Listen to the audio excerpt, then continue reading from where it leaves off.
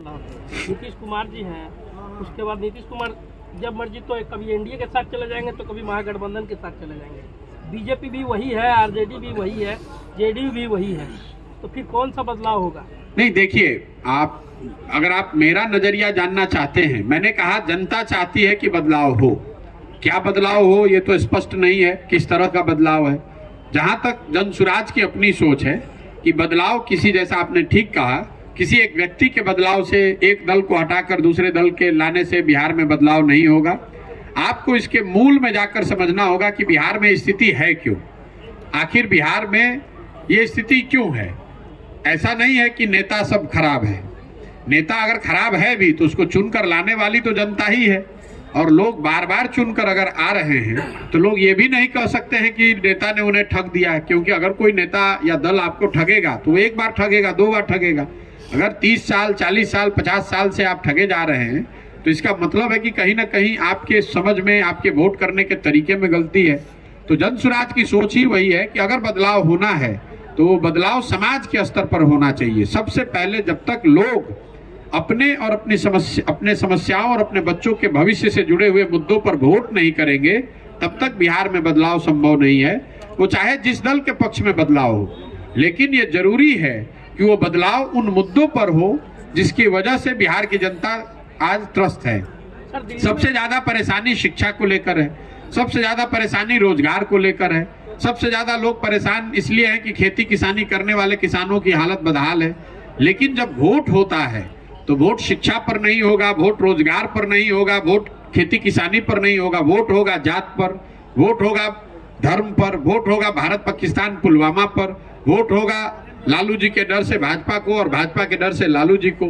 तो ये जो पूरा प्रयास हम लोग कर रहे हैं, यही कर रहे हैं जो एक लाइन में जो बात है कि भाई आपकी जो समस्या है वो आपको मालूम है, वो किसी नेता और दल को बताने की जरूरत नहीं है। आपको ये मालूम है कि आपकी समस्या क्या है, लेकिन आप उन समस्याओं पर वोट कर ही नहीं रहे हैं। आप उन समस्याओं पर, अगर आप बदलाव चाहते हैं तो जो आपकी समस्या है या आपके बच्चों के भविष्य से जुड़ा हुआ जो मामला है उस पर वोट कीजिए, निश्चित तौर पर बदलाव आपको दिखेगा। सर, दिल्ली में जिस तरह केजरीवाल जी आए हैं, सर आप मुख्यमंत्री बनने के लिए घूम रहे हैं क्या? नहीं भाई, जब हमने दल ही नहीं बनाया है तो मुख्यमंत्री बनने की कहां सी बात है। ये जो अभियान हम लोग चला रहे हैं, मेरी अपनी समझ ये है कि जैसा मैंने अभी बता रहा था कि बिहार में अगर सुधार करना है तो जब तक समाज के स्तर पर यह प्रयास नहीं होगा तब तक आप राजनीति में कोई आमूलचूल परिवर्तन नहीं ला सकते हैं। मुख्यमंत्री को बदल देने से या एक दल को हटाकर दूसरे दल को ला देने से अगर बिहार सुधरना होता तो पिछले 50 वर्ष में तो आपने सारे दलों की सरकार देख ली, आपने इतने मुख्यमंत्री देख लिए। 1967 के बाद, 1967 के बाद बिहार ने 30 अलग अलग सरकारें देखी हैं। ऐसा तो आप नहीं मान सकते हैं कि 30 जो मुख्यमंत्री अलग अलग बने वो किसी में क्षमता नहीं थी, किसी की सोच नहीं थी। तो कहीं ना कहीं जब तक आप समाज के स्तर पर इन चीजों को नहीं सुधारेंगे, बिहार के लोग जो इन चीजों से खुद त्रस्त हैं, इन विषयों पर जब वोट नहीं करेंगे तब तक बिहार को कोई व्यक्ति या मुख्यमंत्री नहीं सुधार सकता है। अगर बिहार को सुधरना है तो लोगों को जिम्मेवारी लेकर अपने विषयों पर, अपने बच्चों के भविष्य पर वोट करना होगा, तभी बिहार सुधरेगा। तमिलनाडु पर, बिहारियों पर जो हो रहा है, रोजगार नहीं है, स्कूल नहीं है, बिजनेस जो भी नहीं है, जब चुनाव का समय आता है तो आपकी सरकार बनवाए थे तमिलनाडु में, जैसे मोदी सरकार मान लिया जाए, वही से खेल शुरू होता है कि ना राम मंदिर वही बनाएंगे, ये बनाएंगे, वो जातिवाद तो वही शुरू होता है। तो आखिर अब ये लोग कितना जागरूक हो पाएंगे? मजबूत लोगों के हाथ मिट्टी में नहीं। ऐसी देखिए, ये जो बात है मजबूत लोगों की, तो मेरा ऐसा मानना है कि लोकतंत्र में जनता से मजबूत तो कोई नहीं है। जहां तक ये इल्जाम है कि नेता जो है वो जातिवाद कर रहे हैं या दल जातिवाद कर रहे हैं, ये बात ठीक नहीं है। मैं रोज मन से कहता हूं, आपको भी कह दे रहा हूं, बिहार में नेता जात की राजनीति नहीं कर रहे हैं। नेता तो अपने परिवार और स्वार्थ की राजनीति कर रहे हैं। जाति में तो आप और हम फंसे। मान लीजिए कि अभी आपसे पूछेंगे कि जाति की राजनीति कौन कर रहा है, तो बहुत लोग आप में से कहेंगे कि राजद जो पार्टी है वो जाति आधारित राजनीति करते हैं, लालू जी जात की राजनीति कर रहे हैं। मैं रोज मन से कह रहा हूं कि लालू जी जात की राजनीति कर ही नहीं रहे, राजद जात की राजनीति नहीं कर रही है। अगर लालू जी जात की राजनीति करते तो ये कहते कि यादव समाज में जो सबसे काबिल आदमी है वही आदमी बिहार का मुखिया बनेगा और सारे यादव समाज के लोग हम लोग को वोट दीजिए। लालू जी ये तो नहीं कह रहे हैं। लालू जी ये कह रहे हैं कि मेरा लड़का राज्य का मुखिया बनेगा और सारे यादव समाज के लोग आप लोग हमको वोट दीजिए।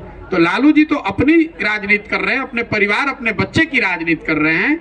जाति आपके हमारे दिमाग में है और लालू जी अकेले नहीं है, मांझी जी भी यही कह रहे हैं। कोई पंडित का नेता है तो वो भी यही कह रहा है, कोई कुशवाहा का नेता है तो यही कह रहा है, कोई भूमिहार राजपूत का नेता है, मुसलमान का नेता है तो यही कह रहा है। जो लोग भी बिहार में राजनीति कर रहे हैं वो अपना हित देख रहे हैं, अपने परिवार अपने बच्चे का हित देख रहे हैं। जातियों के चक्कर में आप और हम फंसे हुए हैं।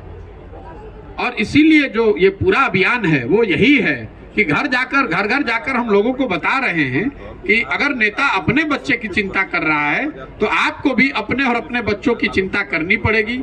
आप अगर अपने बच्चों की चिंता नहीं करेंगे और आप जात के आधार पर, धर्म के आधार पर, पुलवामा और पाकिस्तान चाइना के आधार पर अगर आप वोट करेंगे तो स्वाभाविक तौर पर आप अपने बच्चों की शिक्षा और रोजगार की व्यवस्था को सुधार नहीं पाएंगे। सर सवाल है, लगभग 150 दिनों से पद यात्रा कर रहे हैं और बार बार बिहार में आप परिवर्तन की बात कर रहे हैं कि बिहार में परिवर्तन और परिवर्तन। आपके नजरों में परिवर्तन का विकल्प कौन सी पार्टी है जिसको बिहार की जनता सपोर्ट करे? आपको लेकर के बिहार की जनता में विश्वास पैदा हो? मैं आपको जो बता रहा हूँ ये बात आप समझिए। राजनीति जो है वो समाज का आईना है। आप कह रहे हैं कि किसको वोट करें, मैं कह रहा हूं कि आपको सबने ठगा है। आपने कांग्रेस को वर्षों तक वोट दिया तब भी बिहार गरीब था। उसके बाद आपने लालू जी को 15 साल बनाया तब भी आपकी हालत नहीं सुधरी। 17 साल से नीतीश कुमार भाजपा के साथ सरकार चलाए तो भी स्थिति नहीं सुधरी। तो आप किस पर भरोसा करेंगे? जिस राज्य को सब दलों ने, सारे नेताओं ने एक तरह से न सुधर पाने वाला राज्य मानकर छोड़ दिया है, उस राज्य को सुधारने की काबिलियत और जिम्मेवारी दोनों ही बिहार की जनता की है। जो आप कह रहे हैं किस दल को बनाइए, मैं कह रहा हूं हर आदमी कह रहा है विकल्प चाहिए, तो मैं कह रहा हूं कि जो विकल्प बनाना चाहते हैं वो साथ में आए और मिलकर विकल्प बनाएं। जनता का विकल्प बने और उस पर सब लोग मिलकर उसको चुने। सर इधर ये जो पूरा पखेड़ा हुआ है राज्य में, बिहार में जज है, अगर आप एक एक करके सर मेरा सवाल है। आप विभिन्न दलों को अपनी सेवा दे चुके हैं, देश के माने जाने रणनीतिकार हैं और बिहार की जनता आप पर क्यों विश्वास करे? बिल्कुल बिहार की जनता को हम पर भरोसा नहीं करना चाहिए। मैं रोज मन से कहता हूं, आपने भी जो सवाल किया, कुछ लोगों का ये सवाल है कि आपने 2014-15 में नीतीश कुमार की मदद की और आज आप उनका विरोध कर रहे हैं। या आप ये भी कह सकते हैं कि आपने दूसरे दलों की मदद की, उनके भी आप विरोध में बोल रहे हैं। बिल्कुल ये जायज सवाल है, इसका उत्तर सुन लीजिए। जिस नीतीश कुमार की 2014-15 में मैंने मदद की थी वो नीतीश कुमार थे जिनके शासन काल में 2005 से 2012 के बीच बिहार सुधरता हुआ दिखा था। आज जिस नीतीश कुमार का मैं विरोध कर रहा हूं, आज वो नीतीश कुमार हैं जिनके शासन काल में 2015 के बाद से स्थिति बिगड़ती हुई दिख रही है। जिस नीतीश कुमार की 2014-15 में मदद की गई थी वो जदयू के नेता थे जो चुनाव नहीं हारे थे, लेकिन उन्होंने राजनीतिक मोरालिटी के आधार पर पद से इस्तीफा दिया था। 2014 में नीतीश कुमार चुनाव नहीं हारे थे, उनकी पार्टी चुनाव हारी थी, उसकी एमपी की संख्या घटकर 2 हो गई थी और नीतीश कुमार ने अपने पद से इस्तीफा देकर मांझी जी को मुख्यमंत्री बनाया था। आज वही नीतीश कुमार हैं, वो चुनाव 2020 में हार गए हैं। 243 की विधानसभा में उनके पास सिर्फ 42 विधायक हैं, फिर भी कोई ना कोई जुगत लगाकर, चाहे राजद से गठबंधन बना लें या कमल का हाथ पकड़ लें, किसी भी तरीके से उस कुर्सी पर फेविकॉल लगाकर, जुगाड़ लगाकर बैठे हुए हैं। जिस नीतीश कुमार की 2014-15 में मदद की गई थी वो नीतीश कुमार थे जिन्होंने रेल मंत्री रहते हुए गैसल असम में दुर्घटना होने पर, जिसमें 290 लोगों की मृत्यु हो गई थी, रेल मंत्री रहते हुए उन्होंने पद से इस्तीफा दे दिया था इस बात को लेकर कि अगर हमारे रहते हुए इतने लोगों की मृत्यु हुई है तो मैं पद पर कैसे रह सकता हूं। जिस नीतीश कुमार का मैं विरोध कर रहा हूं, ये वो नीतीश कुमार हैं जो कोरोना के दौरान हजारों लोग बिहार के मर गए, हजारों लड़के रोड पर मारे मारे पूरे देश में फिरते रहे और इस आदमी ने मुख्यमंत्री रहते हुए अपने घर से बाहर निकलकर उन बच्चों की, उन परिवारों की मदद करने के लिए कोई प्रयास नहीं किया।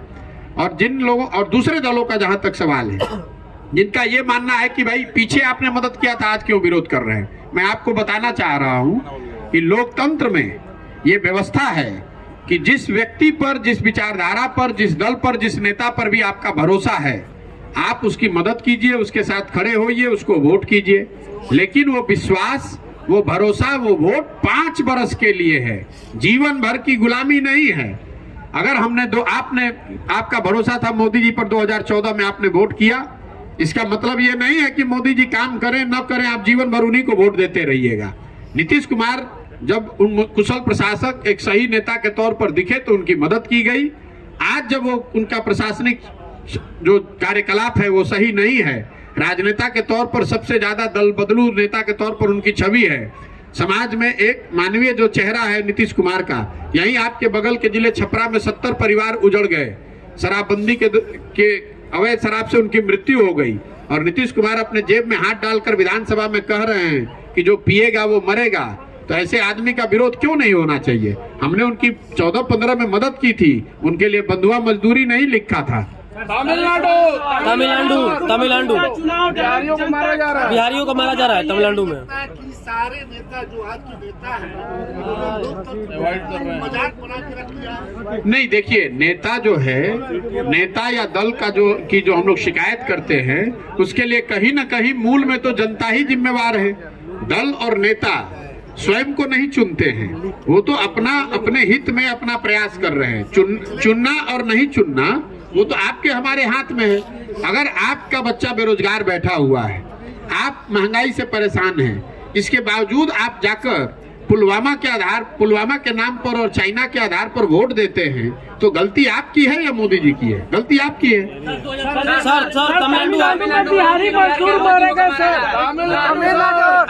नहीं, पार्लियामेंट्री व्यवस्था जो है, पार्लियामेंट्री व्यवस्था जो अभी है संविधान में, वो बिल्कुल ठीक है, इसमें मेरा पूरा विश्वास है, उसमें कोई दिक्कत नहीं है। जरूरत इस बात की है कि जनता सही मुद्दों पर वोट करे। देखिए, अगर कल बिहार में शिक्षा पर वोट होने लगे, कोई भी दल चुनकर आएगा तो शिक्षा की व्यवस्था सुधर जाएगी, आज के मुकाबले बेहतर हो जाएगी। क्योंकि अगर जनता में चर्चा ही सिर्फ शिक्षा की होगी तो हर दल को सही या गलत, झूठा या सच्चा, कुछ न कुछ तो शिक्षा पर उसको बोलना पड़ेगा। मैं आपको उदाहरण दे रहा हूँ, तेजस्वी यादव ने झूठ ही सही, लेकिन ये कहा कि मैं जब जीत कर आऊंगा तो 10 लाख रोजगार दे दूंगा। वो बिल्कुल झूठी बात थी। उस आदमी को ना उसने कभी कुछ सोचा था, ना उसको देना था। लेकिन अगर उस व्यक्ति ने झूठी बात कह दी तो भी इसकी चर्चा तो रोज चल रही है कि दीजिएगा कि नहीं दीजिएगा, कब दीजिएगा। उनको भी जवाब देना पड़ रहा है कि हम दे रहे हैं। मेरा जो प्रयास है कि पहले समाज इन 3 मुद्दों पर आए। जो वोट है, आप चाहे जिस दल को भी दीजिए, आप दीजिए शिक्षा पर, आप दीजिए रोजगार पर, और आप दीजिए अपनी गरीबी को दूर करने के लिए। जिस दिन आप अपने और अपने बच्चों के भविष्य पर वोट करने लगेंगे, बिहार में सुधार की शुरुआत वहीं से हो जाएगी।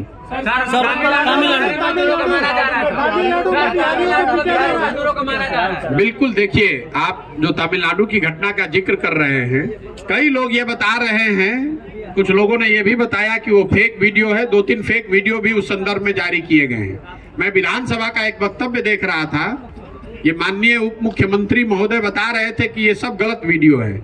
मैं अभी 2 दिन रुका हुआ हूँ, मैं उनको सही वीडियो भी जारी करूंगा। उन लोगों को पहले बोल लेने दीजिए। जो लोग भी इस मामले को रफा दफा करने की कोशिश कर रहे हैं, इस संदर्भ में कुछ पत्रकारों से जरूर गलती हुई है, उन्होंने दूसरे जगह के वीडियो डाल दिए, लेकिन घटना में सच्चाई है। लोगों को वहाँ, बिहार के बच्चों को, बिहार से प्रवासी जो मजदूर गए हैं, उनको उनके साथ मारपीट हुई है। जो डीजीपी ने तमिलनाडु के बयान दिए हैं, उन्होंने बहुत केयरफुली सिर्फ 2 वीडियो का खंडन किया है। उससे पहले 5 से ज्यादा वीडियो और आए हैं। पिछले 4 महीनों में से यह घटना हो रही है, और इसका केंद्र सरकार की ओर से यह वीडियो जारी किया गया है। मैं अभी 2 दिन में जारी करने वाला हूं। पहले बिहार के जितने ये सो कॉल्ड नेता हैं, इनको जरा बोल लेने दीजिए कि बिहार, तमिलनाडु में कोई ऐसी घटना नहीं हुई है। सच्चाई ये है, और ये क्यों है पहले आप ये समझिए। तमिलनाडु में, केरल में जो मजदूरी है, वो बिहार के मुकाबले करीब 2.5 से 3 गुना ज्यादा है। तो जब यहाँ के लोग गरीबी से, बदहाली से परेशान होकर वहां मजदूरी करने जा रहे हैं, तो बिहार के मजदूर अगर 20,000 रुपए में काम करने को तैयार है, तो तमिलनाडु का जो मजदूर है वो ये सोचता है कि भाई हमारे 45 उसको कोई हायर ही नहीं कर रहा है, तो इसलिए ये घटना घट रही है। ऐसा नहीं है कि वहां पर रोजगार कम या ज्यादा उसके लिए लड़ाई नहीं है। लड़ाई इसलिए है कि जिस दर पर केरल में तमिलनाडु में मजदूर काम करता है, बिहार से चूंकि गरीबी में लोग जा रहे हैं वहां वो बहुत कम दर पर मजदूरी करने को तैयार है। यही कॉन्फ्लिक्ट की शुरुआत है।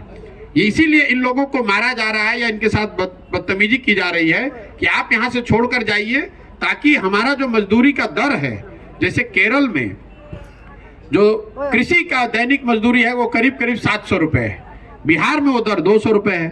अब बिहार का जब मजदूर जाकर अगर केरल में 300 या 400 रुपए में काम करता है तो उसको लगता है कि उसको दुगनी मजदूरी मिल रही है बिहार के मुकाबले। लेकिन अगर बिहार का आदमी जाकर केरल में 400 रुपए में काम करेगा तो स्वाभाविक तौर पर 700 रुपए में केरल के लोगों मजदूर जो काम कर रहे थे उनको रोजगार उनको नहीं मिलेगा, इसीलिए लड़ाई होगी।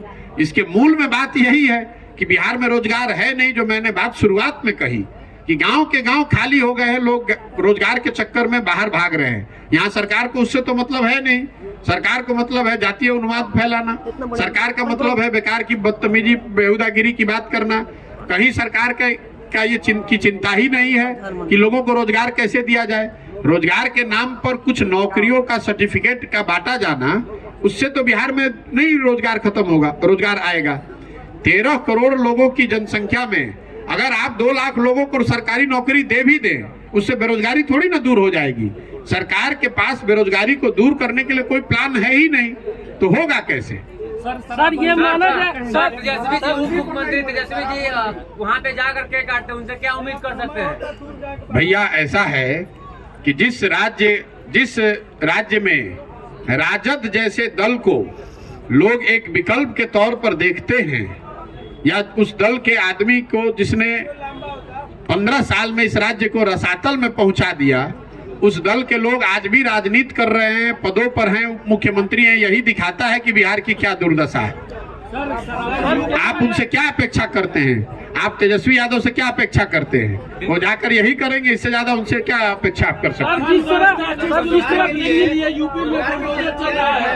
जी सब लोग कहते हैं कि रोजगार नहीं है बिहार में और रोजगार लेकिन रोजगार को लेकर क्या होगी विधानसभा में नीतीश कुमार ने शराबबंदी विरोध बात होती है, रोजगार सर देखिए, शराबबंदी में पर मेरी राय पहले दिन से जो है बिल्कुल स्पष्ट है कि इस नीति को हटाया जाना चाहिए। शराबबंदी लागू करना गलत है। पहले ये भाजपा वाले जो नीतीश जी के साथ थे तब शराबबंदी के सपोर्ट में थे। तेजस्वी यादव चिल्ला रहे थे कि नीतीश कुमार शराब माफिया को बढ़ा रहे हैं। आज तेजस्वी यादव बगल में बैठ के मुस्कुरा रहे हैं, भाजपा वाले चिल्ला रहे हैं। ये महिलाओं के वोट के डर से उनके दिमाग में जो बना हुआ है कि शराबबंदी के विरोध में बोलेंगे तो महिलाओं का वोट नहीं मिलेगा। मैं आपको कैमरे पर इतने पत्रकारों के सामने रोज कह रहा हूँ, बिल्कुल शराबबंदी गलत है, इसको हटाया जाना चाहिए, वोट मिले या न मिले। और इसकी वजह यह है कि दुनिया में कोई कहीं प्रमाण ऐसा नहीं है कि किसी देश ने, किसी राज्य ने, किसी समाज ने शराबबंदी के जरिए अपना आर्थिक सामाजिक उत्थान किया हो। तो बिहार में जो लोग आका बैठे हुए हैं, सरकार चला रहे हैं, ये दुनिया भर के सारे लोगों से ज्यादा होशियार लोग नहीं है। अगर लोगों को ऐसी समझ होती कि शराबबंदी से ही सामाजिक आर्थिक विकास हो सकता था तो दुनिया के कई देशों में ये प्रयोग किए गए होते। जहां पर भी प्रयोग किए गए लोगों ने माना कि इसका कोई फायदा नहीं, नुकसान बहुत है। आप बिहार में देख रहे हैं कि शराबबंदी कहीं लागू है नहीं। मैं 1200 गांव में जाने 1200-1500 गांव में जाने के बाद बिल्कुल विश्वास से कह सकता हूं कि हर गांव में शराब उपलब्ध है, घर घर होम डिलीवरी हो रही है। और शराबबंदी के नाम पर शराब के दुकान बंद हो गए। होम डिलीवरी तो हो ही रही है। शराब के दुकान बंद होने से बिहार को 20,000 करोड़ रुपए का हर साल का राजस्व का नुकसान हो रहा है। इस राजस्व के आंशिक भरपाई के लिए आपसे हमसे रजिस्ट्री का बढ़ा हुआ दर लिया जा रहा है। बिहार में रजिस्ट्री देश में सबसे महंगी है। पेट्रोल डीजल यूपी जैसे राज्य के मुकाबले 8 से 10 रुपए लीटर ज्यादा महंगा है। क्यों? क्योंकि शराबबंदी से जो आर्थिक नुकसान हो रहा है उसकी भरपाई इन टैक्स के जरिए की जा रही है। और आर्थिक नुकसान के अलावा जो सामाजिक इसका पहलू है, बड़ी संख्या में जो युवा है वो शराब माफिया से जुड़ गया, वो शराब के धंधे में लिप्त है, वो शराब का अवैध कारोबार कर रहा है। मैं रास्ते में चलता हूँ, मुझे ऐसे लोग भी मिलते हैं जिनको लोग बताते हैं कि शराब माफियाओं ने यहाँ 40-40, 50-50 बाइक नए खरीद कर लोगों को दे दिए हैं, बच्चों को जो शराब का धंधा करते हैं। लोग शराब के अलावा अन्य कई तरह के नशे में लिप्त हो गए हैं। और जिन महिलाओं के नाम पर इसको किया गया है, सबसे ज्यादा प्रताड़ित तो वही महिलाएं हैं। जिन गरीब घर के लोगों को शराब के नाम पर, शराबबंदी के नाम पर पकड़ा जा रहा है, एक बार वो पुरुष पकड़ा गया तो उन घर की महिलाओं को थानों के वकीलों के चक्कर लगाने पड़ते हैं। और कुछ ऐसे समाज है जो लोग, जैसे मान लीजिए जो लोग पासी समाज के लोग हैं, मुझे रास्ते में कई जगह लोग मिले जहां महिलाएं ये बताती हैं कि उनके साथ किस तरह से पुलिस आकर उनके घरों में बदतमीजी कर रही है। मुसहर समाज के लोग बता रहे हैं कि उनके घर की महिलाओं को लाकर लोग पुलिस थाने में बैठा लेती है ताकि शराब में जुड़े, उनकी पुलिस की नज़र में जो शराब से के कारोबार में जुड़े हुए लोग हैं उनको सरेंडर कराया जा सके। तो महिलाओं का कोई फायदा नहीं है, आर्थिक नुकसान अलग है, युवाओं को आप अलग बर्बाद कर रहे हैं। और पूरा प्रशासन जो है शराबबंदी के नाम पर अपना काम छोड़कर शराबबंदी लागू करना, शराबबंदी छुपाना, शराबबंदी से वसूली करना, इसी काम में लगा हुआ है।